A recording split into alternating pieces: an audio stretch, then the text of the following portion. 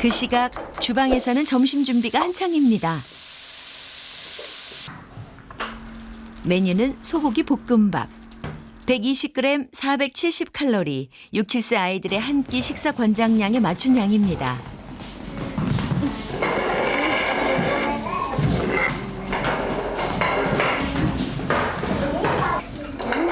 신나게 놀고 난 뒤여서일까요? 아이들이 열심히 먹습니다. 순식간에 그릇이 비어가네요. 선생님 다 먹었어요. 하나 둘 다 먹은 친구들이 나오네요.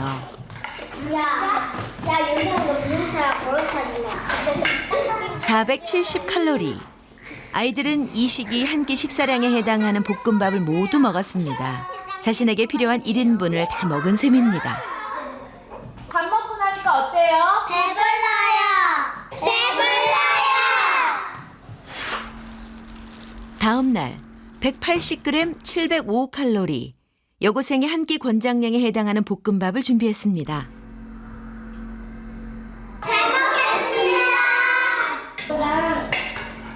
어제보다 무려 1.5배나 많아진 볶음밥. 과연 아이들은 볶음밥을 얼마나 먹을까요?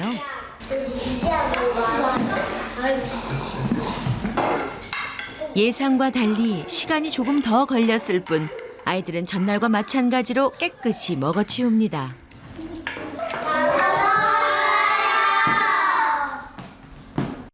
한 끼 권장량인 정해진 1인분보다 더 많은 양을 먹은 것입니다.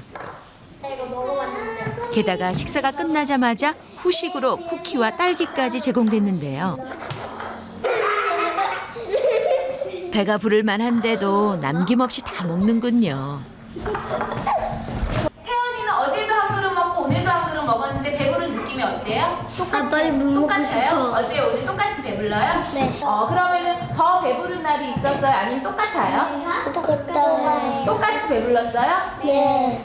What's the right size portion eat? It's whatever size portion is in front of us at the time. 평소보다 1.5배나 많은 식사에 간식까지 다 먹은 아이들. 정해진 1인분이라는 것은 없는 듯 보입니다. 오늘 우리는 바로 이런 아이들의 과식에 관한 비밀에 대해 이야기해 보려 합니다.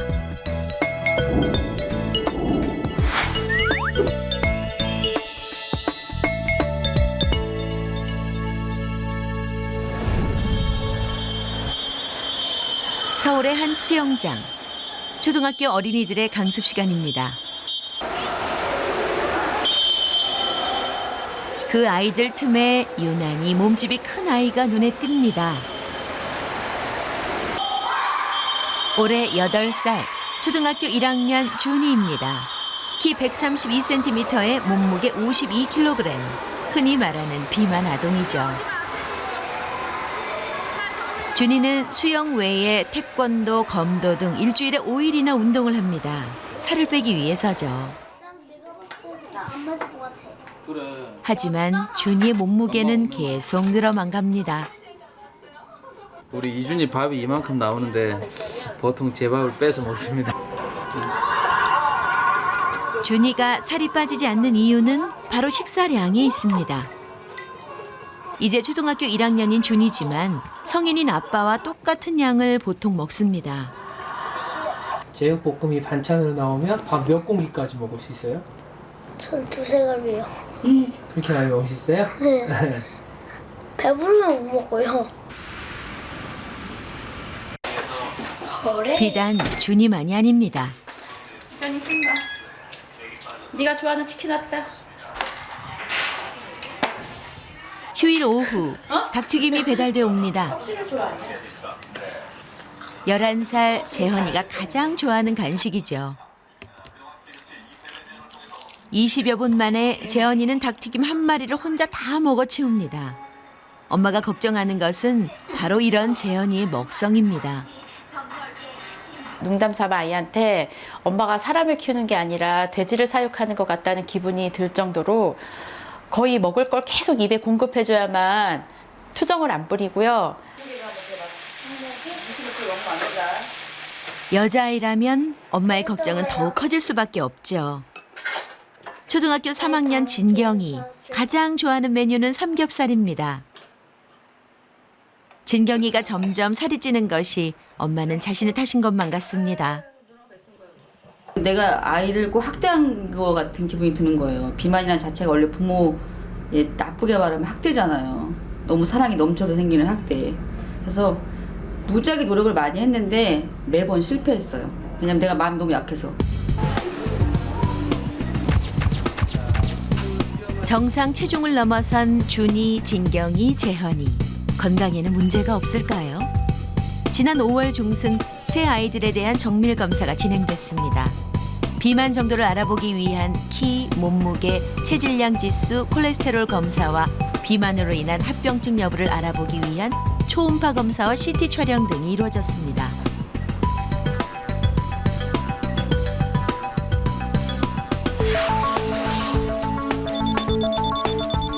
같은 나이 아이들 100명 중 무거운 순서로 95번째부터를 비만으로 판정하는데요.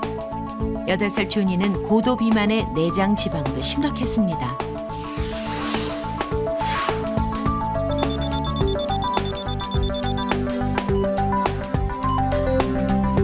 열 살 진경이도 마찬가지입니다. 고도 비만의 경도 지방간 판정을 받았습니다.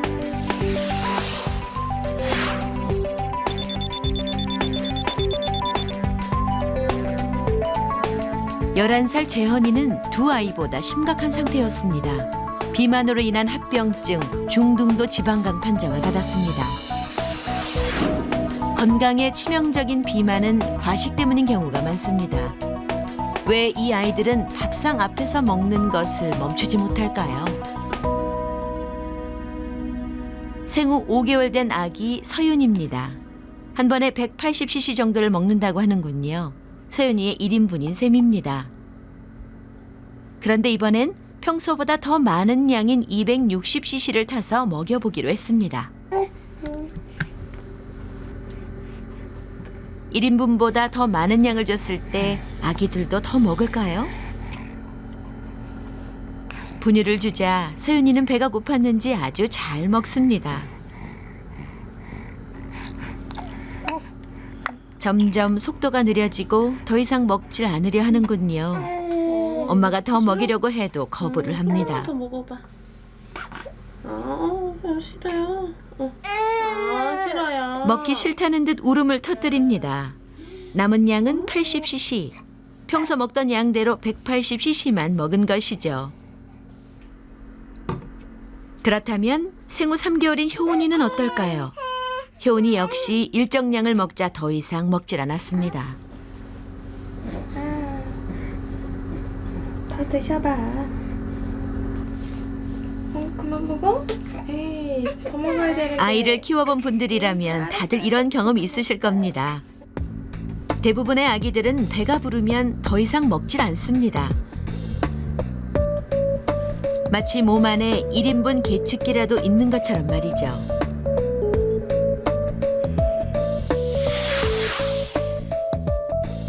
충분히 먹었다, 배가 부르다. 아기들의 몸속에는 정밀한 식욕 신호 체계가 내장돼 있는 듯합니다. 불행히도 이 중요한 능력은 아기들이 점점 성장하면서 사라집니다. 우리 몸에서 1인분 계측기가 사라지는 것은 대략 만 3살 무렵부터입니다. 고도 비만 판정을 받은 준이, 진경이, 재현이도 그 즈음부터 살이 찌기 시작했습니다. If you're a little bitty baby, you've got a really tiny little stomach, and that is, I think, the biggest determinant that leads them to eat a lot less and to appear to be less influenced by the things around them.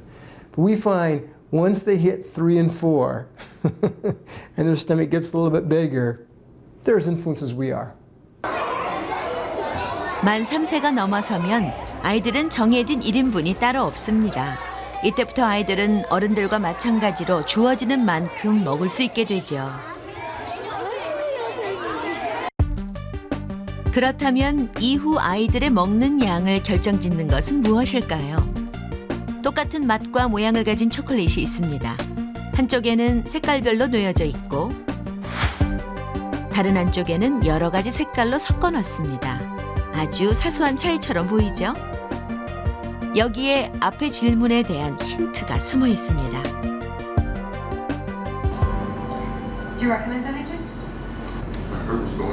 두 명의 여성에게 같은 영화를 보면서 초콜릿을 먹게 해봤습니다. 한 여성에게는 색깔별로 놓인 초콜릿을 제공했습니다. 다른 여성에게는 색깔이 섞인 초콜릿을 제공했죠.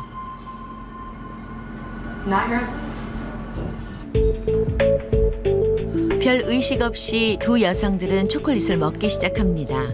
과연 먹은 양의 차이가 있을까요?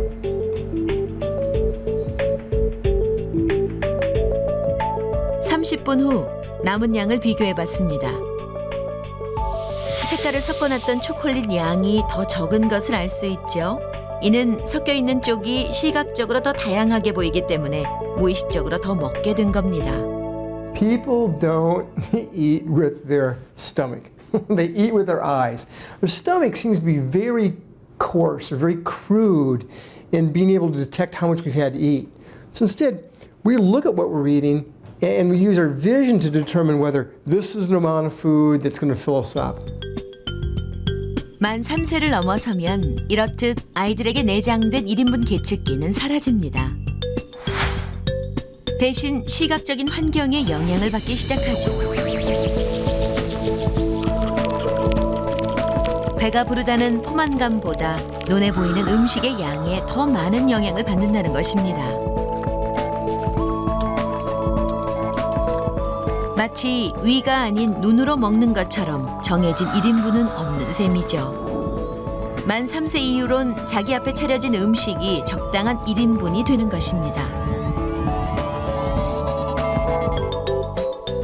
여기 2개의 접시가 있습니다. 하나는 크고 하나는 작습니다. 먼저 아이들에게 작은 접시에 먹을 만큼 궁중 떡볶이를 담아보게 했습니다. 맛있게 간식 먹을 준비 됐어요? 맵지 않은 궁중 떡볶이는 아이들이 좋아하는 간식 중 하나죠.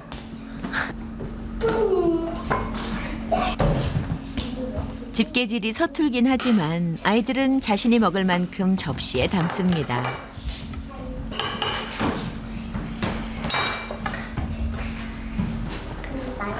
어떤 아이는 적고 어떤 아이는 많고 담아온 양에 차이가 있네요. 너희들이 좀 더 편하게 먹기 위해서 큰 그릇에 다시 담아볼 거거든요. 큰 그릇에 다시 한번 담아볼 수 있겠니? 네! 이번에는 아까보다 좀 더 큰 접시를 주고 아이들에게 먹을 수 있는 만큼 다시 담아보게 했습니다. 내가 먹을 만큼.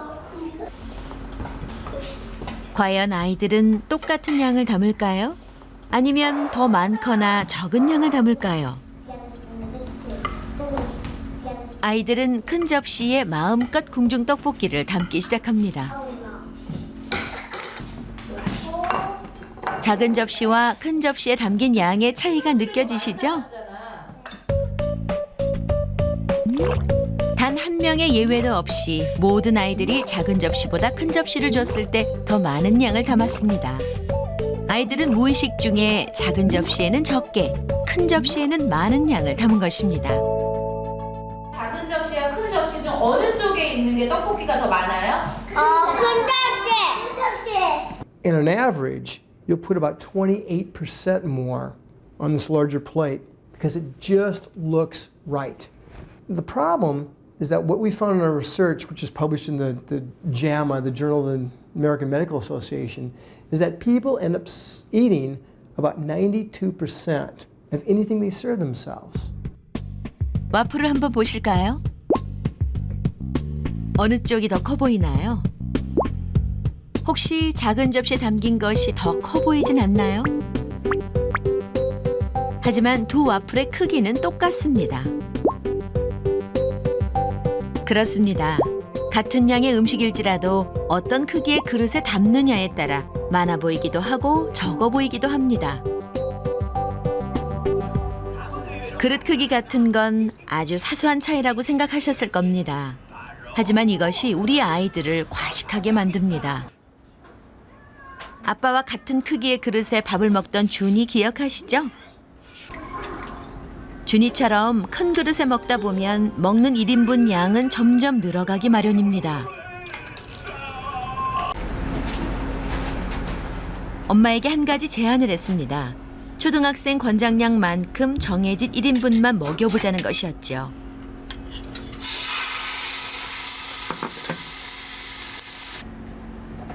저울로 양을 측정하는 것은 물론 준이를 위한 어린이용 그릇을 준비하도록 했습니다.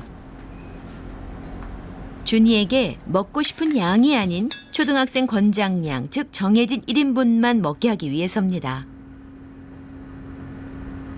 그릇이 어른용 그릇이라서 준이에 맞는 그릇으로 바꿨고요. 양 같은 것도 조절하려고 체중돼서 준이 알맞는 양만큼 주고 있거든요. 갑작스런 변화에 준이는 조금 낯설어합니다. 하지만 1인용 그릇에 익숙해지면 준이의 식사량은 자연스럽게 줄어들 것입니다. 그렇게 엄마가 차려준 대로 먹어도 배가 부른 것 같아? 조금이요. 왜? 평소에는 많이 먹다가 지금 적게 먹으니까 배가 조금 먹은 것 같아. There's a number of things that parents can do to decrease how much their children eat. Let's take the example of using a smaller bowl. I mean, we find that you can take a 4-year-old child, and if you increase the size of the cereal bowl or rice bowl they have just by about 33%, they're going to increase the amount they serve themselves by 33%. We say, there's nothing we can do as parents. Oh, there absolutely is. Don't give them big bowls. 그렇다면 자신의 먹은 양을 눈으로 확인할 수 있다면 아이들은 덜 먹을까요? 오늘은 여러분들이 맛있게 먹는 모습을 촬영하기 위해서 여기 온 거예요. 여러분들 그냥 맛있게 먹어주시면 돼요. 알았죠? 네! 먹성이 좋은 축구부 학생들에게 실험 내용은 비밀로 하고 한 가지 실험을 해보았습니다. 아이들이 좋아하는 닭튀김을 마음껏 먹게 한 후 뼈다귀는 곧바로 치워봤습니다. 아이들은 자신이 얼마나 먹었는지 알 수 없습니다.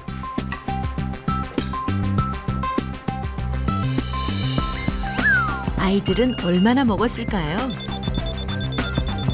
처음 준비한 양은 3.4kg, 아이들은 2.8kg을 먹고 600g만 남겼습니다.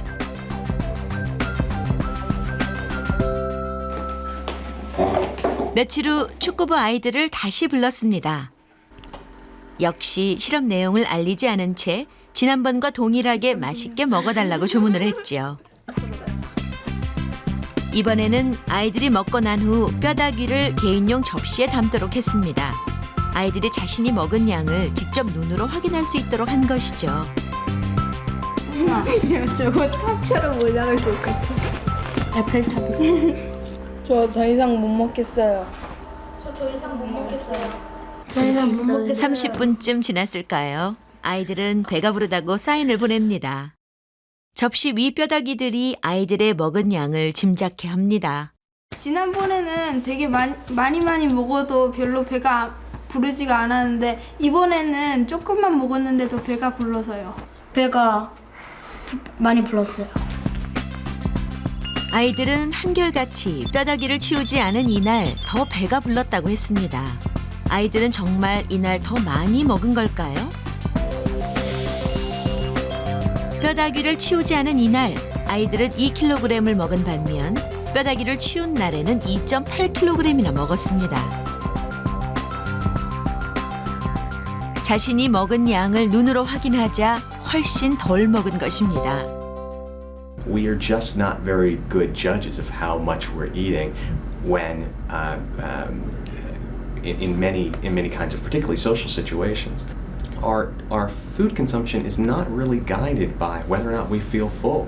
It's guided by things like the time of the day, or guided by where we happen to be, or what we happen to be eating out of, or what size spoon we're using, or what size plate we're using, or or what kinds of people are in our environments. 우리가 생각하는 것보다 시각은 아이들의 식사량에 훨씬 많은 영향을 미칩니다. 재헌이네도 준이네도 밥을 먹을 때 항상 텔레비전이 켜져 있습니다. 혹시 여러분들에게 식사 시간도 이런 모습이질 않나요? 준이는 밥을 먹으면서도 텔레비전에서 눈을 떼지 못합니다. 엄마 아빠가 제지를 하지 않는 데는 이유가 있습니다.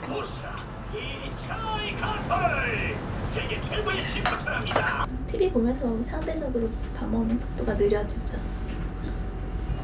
그런 부분이 없잖아 있어. 그러니까 안 하고 그냥 TV가 안 틀어놓고 혼자 같이 먹더라고 해도 안 틀어놓으면 그냥 지 혼자 빨리 먹어버려요 그냥. 그러니까 조금 천천히 먹으라는 의미에서도 TV 틀어놓는 경우도 있어요 실질적으로. 정말 텔레비전을 보면서 먹으면 천천히 적게 먹을까요?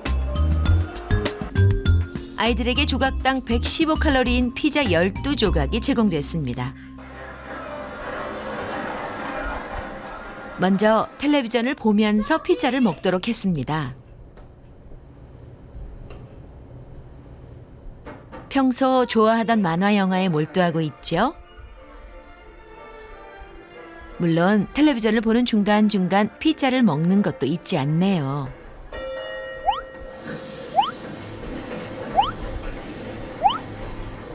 피자가 하나둘씩 접시에서 사라집니다. 자, 과연 얼마를 먹었을까요? 대성이는 텔레비전을 보는 동안 피자 12조각을 모두 먹어치웁니다. 같은 또래 제이는 총 5조각을, 미니는 총 6조각을 먹었습니다. 며칠 후 이번에는 텔레비전을 끄고 피자를 제공해봤습니다. 12조각을 다 먹었던 대성이입니다. 이번에도 그만큼 먹을까요? 아니면 더 먹을까요? 텔레비전이 없어서 뭔가 허전한 듯 두리번거리며 피자를 먹습니다.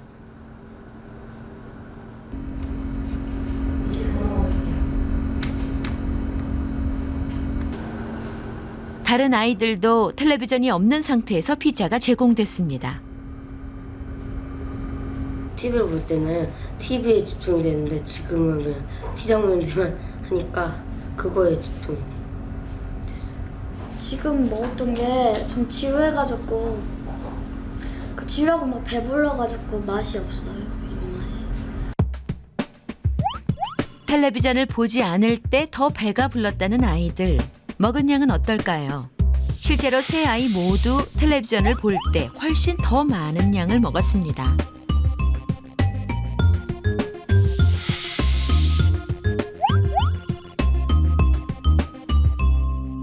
And so what happens when we're watching television frequently, particularly in very social situations, is that you may have a pizza box sitting there, you may have a bowl of chips and those kinds of things. And it's because it's such a mindless activity, we're not really attending to what we're eating. We just eat more and more and more. 피자 한두 조각 차이가 무슨 대수냐고요? 이 작은 피자 한 조각의 열량은 무려 115칼로리입니다. 이만큼을 운동으로 소모하려면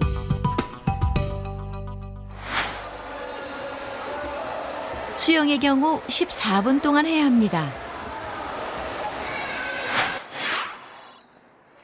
빨리 걷기는 무려 39분 정도를 계속해야 합니다. 시원하다. 축구의 경우도 22분을 계속해야 소모되는 칼로리입니다. 텔레비전이 과식을 유발한다는 것은 이미 많은 연구로 밝혀진 과학적 사실입니다. 5살 때 텔레비전 시청 시간이 1시간 늘어날 때마다 성인 비만의 위험성이 7%씩 증가합니다. TV와 신체 활동량의 상관관계를 밝힌 연구도 있는데요. TV를 많이 볼수록 운동을 적게 해 더 뚱뚱해진다는 것이죠. We tell our patients in our intervention trials to watch no more than 2 hours of television a day. And we think that fewer than 2 hours of television watching is about right to offset weight gains in some of the populations in which we work.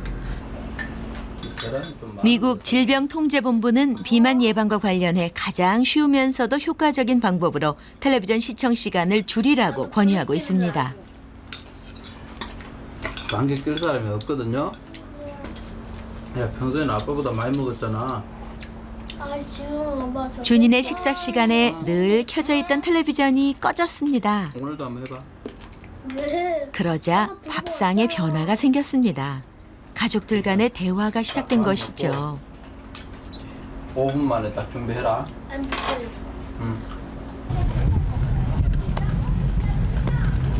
아빠보다 빨리 간다며 항상. 밥을 먹을 때는 물론 하루 서너 시간씩 텔레비전을 보던 준이. TV를 끄자 운동을 하는 시간이 늘어났습니다. 기분이 좋고 살이 빠진 느낌이에요.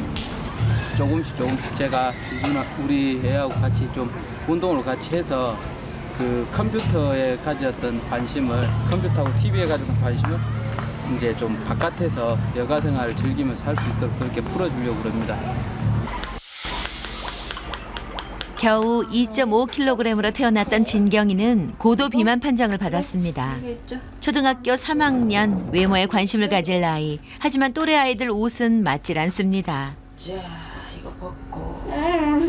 진경이 이거 원래 엄마 거잖아. 이걸로 엄마 거야. 이거 원래 엄마 거야. 이거 언니랑 엄마랑 그 월드컵 그때 응원하려고 엄마하고 언니하고 똑같은 티 산 거야. 이게 네 거였어 이게.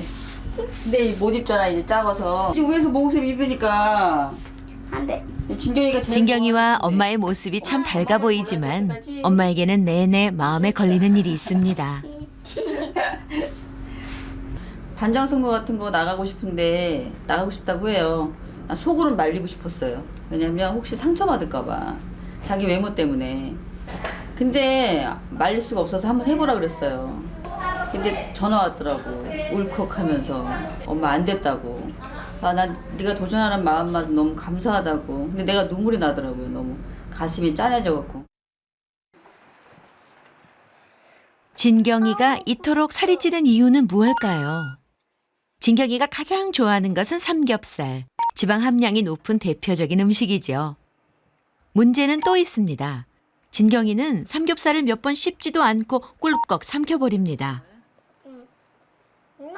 여러 차례 지켜본 결과 진경이의 평균 식사 시간은 7분 정도. 빨라도 너무 빠르죠? 어린 시절 이런 식습관은 과식을 부추기게 됩니다.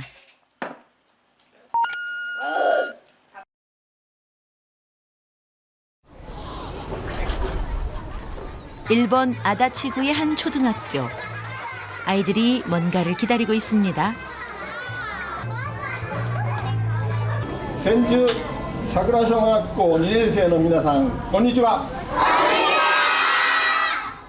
하얗게 옷을 입은 할아버지 할머니. 아이들은 진지하게 그 모습을 바라봅니다. 자세히 보니 한 분 한 분이 우리 입안의 이를 나타내고 있군요.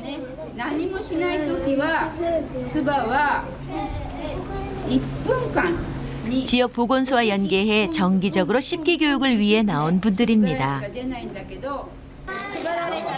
간단한 설명이 끝난 다음 아이들에게 나눠주는 것은 껌입니다. 이것은 씹기 교육을 위한 재료 중 한 가지입니다.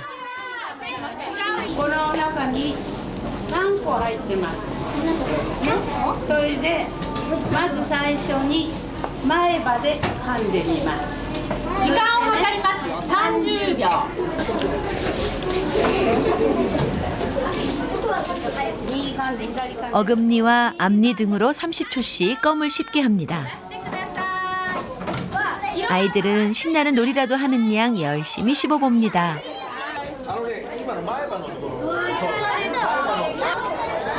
놀이 상황을 통해 씹기 교육을 하고 있는 것입니다. 씹는 것에 익숙치 않은 아이들.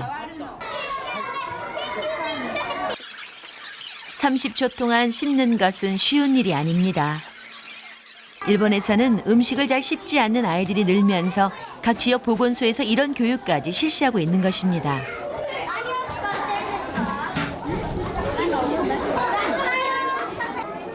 교실 한켠에서는 일본 전통 과자인 전병이 구워지고 있습니다. 빵이나 케이크에 비해 딱딱해서 아이들은 별로 좋아하질 않죠. 껌과 마찬가지로 아이들은 30초씩 씹는 훈련을 합니다. 最初パリッとするけど最後に噛んだ時はなんかちょっと柔らかい食べやすい。食べやすいチーズの味チーズの味がする。どう？硬くない？全然硬くない。そして、最近はどうしても時間に追われてしまうのでどうしても早く噛んでしまう癖がついてしまうと思います。そしてよく噛むことによって、健康に対する関心が高まることによって将来よく噛むと、満腹感が得られ肥満の防止になるということもだんだん分かってくると思います。ですからこの時期に、しっかり教育することが大事なのです。 일본 도쿄대학의 연구에 따르면 천천히 먹는 여성과 빨리 먹는 여성을 비교한 결과 체중에서 평균 6kg 정도 차이가 있었습니다.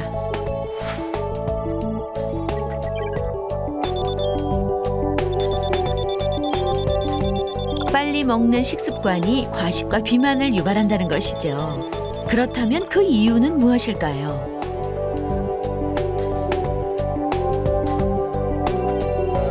우리가 식사를 하면 음식물은 식도를 거쳐 위로 전달됩니다. 위가 충분히 차면 식욕 억제 호르몬 렙틴이 분비되기 시작합니다. 이 호르몬이 뇌의 시상 하부에 전달되면 우리는 비로소 배가 부르다는 포만감을 느끼게 됩니다. 그런데 렙틴이 뇌에 전달되기까지는 최소 15분 정도의 시간이 걸리기 때문에 더 빨리 식사를 할 경우 뇌가 포만감을 느끼지 못해 더 먹게 된다는 것이죠. 早く食べる人は食べていて満腹中枢に満腹ですよってシグナル信号が行くのにある程度時間がかかります。その信号が脳に到達するまでにもっと食べ過ぎちゃうという現象が起こるんだろうと。 삼겹살을 하루아침에 끊기는 힘듭니다. 대신 지방이 많은 비계를 잘라내면 열량을 훨씬 적게 섭취할 수 있죠. 과식을 하지 않으려면 20번 이상 씹고 20분 이상 식사를 하는 것이 좋습니다. 식사 시간 평균 7분. 이런 진경이에게 반드시 20번 이상 씹게 했습니다. 이런 식습관 개선을 통해 진경이의 식사량은 조금씩 줄어갈 것입니다. 밥 먹을 때 진짜 조용하다.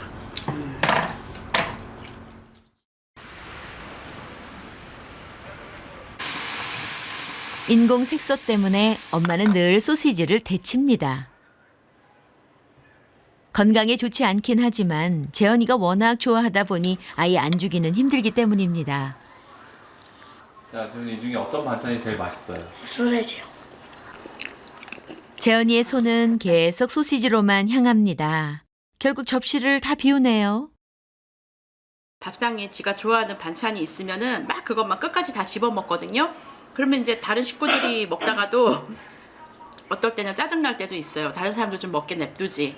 그러니까 자기가 좋아하는 뭐 고기 종류라든가 소세지 종류라든가 그런 것들이 있을 때는 좀 심하지요. 밥을 먹고 나면 재현이가 꼭 찾는 것이 있습니다. 뭐 아이스크림 남았어? 아이스크림 그래 모르겠는데 몇 개 남았는지. 공룡알죠. 공룡알? 칼로리가 높은 걸 알지만 단맛의 유혹을 이겨내는 것이 쉽지 않습니다.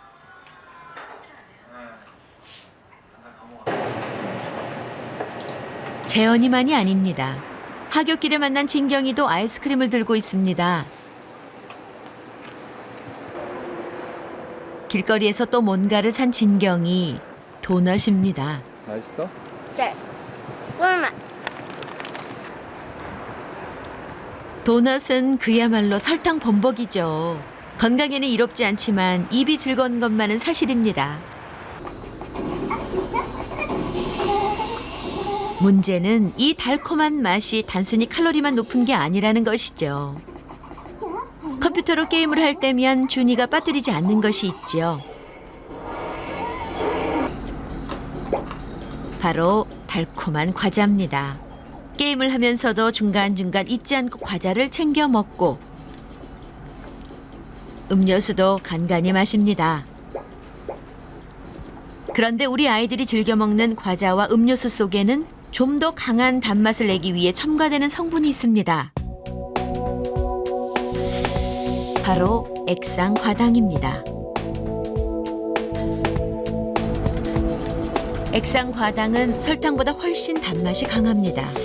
음료수, 과자, 아이스크림 등 다양한 가공식품에 사용되고 있죠.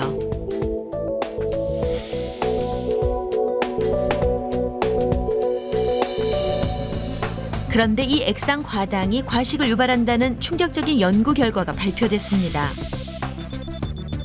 존스 홉킨스 대학의 뇌신경과학자인 데니얼 레인 교수가 그 주인공입니다.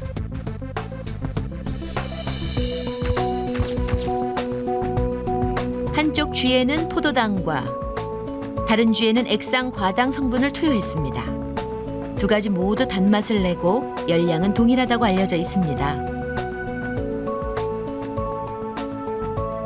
먹이통에 넣은 지 불과 5분, 양쪽 쥐의 반응이 달라집니다. 포도당을 섭취한 쥐는 어느 정도 먹자 더 이상 먹질 않고 액상과당을 투여한 쥐는 계속해서 먹이를 먹습니다. 왜 그런 걸까요? 우리가 밥이나 빵을 먹으면 그 속의 당 성분은 체내에서 포도당으로 바뀝니다. 포도당은 식욕을 억제하는 호르몬 분비를 촉진시켜 뇌 시상하부가 포만감을 느끼는 데 도움을 줍니다. 그 결과 식욕이 억제되는 것이죠. 반면 액상과당은 식욕 억제 호르몬을 오히려 줄여 뇌 시상하부가 포만감을 느끼지 못하게 합니다. 즉, 자연식품 속 당 성분은 식욕을 억제하지만 가공식품 속의 액상과당은 오히려 식욕을 자극한다는 것이죠.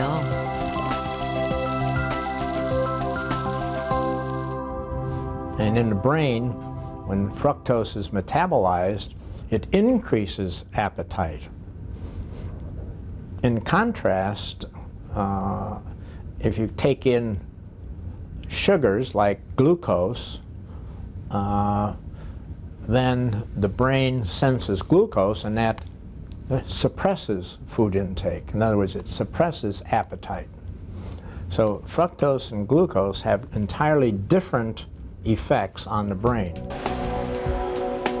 과자, 음료수, 젤리 등 수많은 가공식품에는 액상과당이 사용되고 있습니다. 설탕에 비해 액상과당은 가격이 싸고 훨씬 달기 때문이죠. 액상과당의 사용이 가장 많은 것은 바로 음료수입니다. 특히 심각한 것은 어린이 음료도 예외가 아니라는 것입니다. 아이에게 액상과당을 먹일지 먹이지 않을지 선택은 부모님의 몫입니다. 이현아, 과자도 안 돼. 과자도 안 돼. 우리 이거 이제 엄마랑 같이 다 치우자. 다 치워버린 게 엄마. 재원이네 집에서는 냉장고 대청소가 벌어졌습니다. 라면도. 자, 저 위에 초콜릿도. 평소 즐겨 먹던 아이스크림, 음료수, 과자 등을 집에서 퇴출시키기로 한 것입니다. 잘해. 의자 싫어? 그럼 매실. 과감하게 결단을 내리긴 했지만 맛있는 것들을 모두 버리자니 재원이는 무척 고민이 되는 모양입니다. 진짜 얘 너무 많아. 치우면서 그 어떤 기분 들었어? 그거 아까 거 먹고 싶구나. 간식 중에서 특히 아이스크림을 많이 먹었어요. 그리고 또 저기 마트 가면은 50% 하니까 가면은 한꺼번에 이제 왕창 막 사오게 되거든요. 그러면 하루에 더 양이 많으니까는 집에 많이 있으니까 더 많이 먹게 되더라고요. 재원이의 밥상에 큰 변화가 생겼습니다. 평소 즐겨 먹는 가공식품 대신 삶아서 기름기를 줄인 육류와 식이섬유가 많은 채소 위주의 자연 식단으로 바꾼 것이죠. 그 이유는 재현이가 중등도 지방간 판정을 받았기 때문입니다. 또 저희 집안이 간 쪽이 다 안 좋아요. 시댁 쪽이. 그래서 간으로 인해서 두 분이 돌아가셨고, 그래서 간에 무슨 이상이 있다는 말만 들으면 어른들도 그렇고 굉장히 좀 철렁할 그런 부분이었거든요. 그래서 지방간이라는 거는 뭐 그런 제가 알코올성 지방 그런 거 아니지만은 그래도 간에 어떤 문제가 있다는 그 자체가 저희 집에서는 좀 쇼크였어요. 뭐 저뿐만이 아니라 어떤 아빠랑 할머니들까지도. 고소하지도 않고 달지도 않고 아직 재현이에게는 낯선 맛입니다. 맛있니 이거도? 가공식품에 길들여진 입맛을 바꾸는 것은 하루아침에 가능하지 않습니다. 많은 노력과 오랜 시간이 필요한 일이죠. 더디지만 조금씩 재현이의 입맛은 바뀌어 갈 것입니다. 이건 이렇게 해서 먹어야 되는 거야. 막 치킨 같은 거 그런 거 먹고 싶긴 하지만 참고 엄마가 드시는 거 그것도 먹어도 더 맛있어요. 5월부터 7월까지 2달간 아이들에게 4가지 식습관 수칙을 지키도록 했습니다. 1인분 밥상에서 식사를 하고 TV 시청을 줄이고 20번 이상 씹고 20분 이상 식사하고 액상 과당이 든 가공식품 섭취를 피하라는 것이었습니다. 지난 7월 중순 아이들이 다시 병원을 찾았습니다. 엄청 힘들었어요. 먹고 싶은 것들을 참고 못 먹는 게 힘들었어요. 막 먹고 싶은 거 못 먹고 참으니까 그게 제일 힘들었어요. 지난 5월 달과 마찬가지로 기본적인 비만 검사와 내장 비만율 변화를 알아보기 위한 복부 CT 검사가 진행됐습니다. 과연 결과는 어떻게 나왔을까요? 준이의 결과는 놀라웠습니다. 체중이 6kg이나 줄어든 것입니다. 진경이 역시 긍정적인 변화가 있었습니다.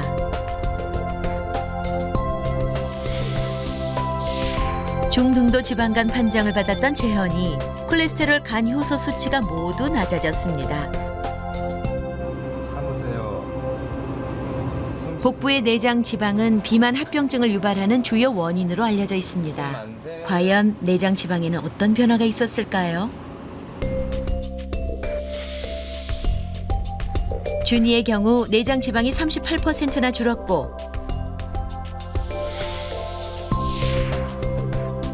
진경이 역시 28%나 감소했습니다. 그만큼 비만 합병증의 위험이 줄어들었다는 뜻입니다.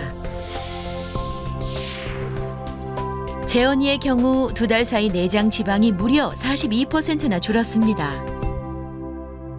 지난번에는 아이가 지방간이 심하다고 하셨거든요. 그래서 그게 제가 제일 걱정스러운 부분이었는데 이번에 검사 결과를 보니까 콜레스테롤 수치가 낮다는 거는 지방간이 정상으로 될 수 있는 확률이 크다고 하셔요. 그래서 저는 그게 굉장히 기뻤습니다.